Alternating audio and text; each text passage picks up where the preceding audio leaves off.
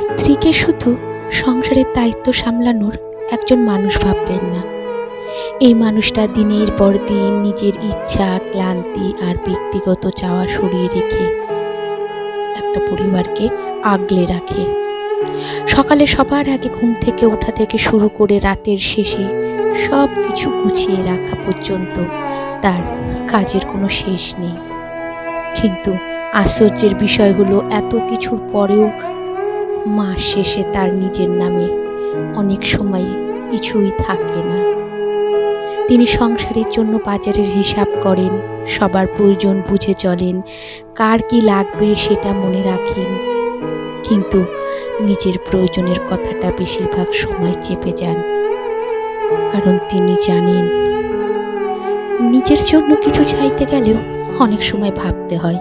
তাই সামর্থ্য অনুযায়ী হলেও স্ত্রীকে একটা নির্দিষ্ট সম্মানই দেওয়া উচিত। এটা দয়া নয়, অনুগ্রহ নয়, এটা তার প্রাপ্য। কারণ তিনি শুধু একজন গৃহিণী নন, তিনি এই সংসারের সবচেয়ে দায়িত্বশীল মানুষদের একজন।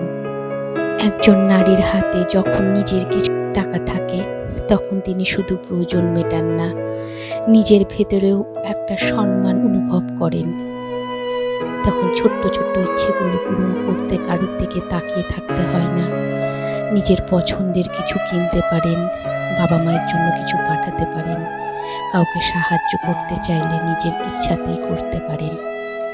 ভালোবাসা শুধু মুখের কথা প্রকাশ পায় না, আচরণও প্রকাশ পায়। আর একজন গৃহিণীর পরিশ্রমকে সম্মান করার সবচেয়ে সুন্দর উপায়গুলোই একটি হলো তাকে আর্থিক স্বীকৃতি দেওয়া। স্ত্রীকে শুধু দায়িত্বের মানুষ বানিয়ে রাখবেন না, তাকে সম্মান দিন, গুরুত্ব দিন, নিজের মতো করে বাঁচার সামান্য স্বাধীনতাটুকু দিন।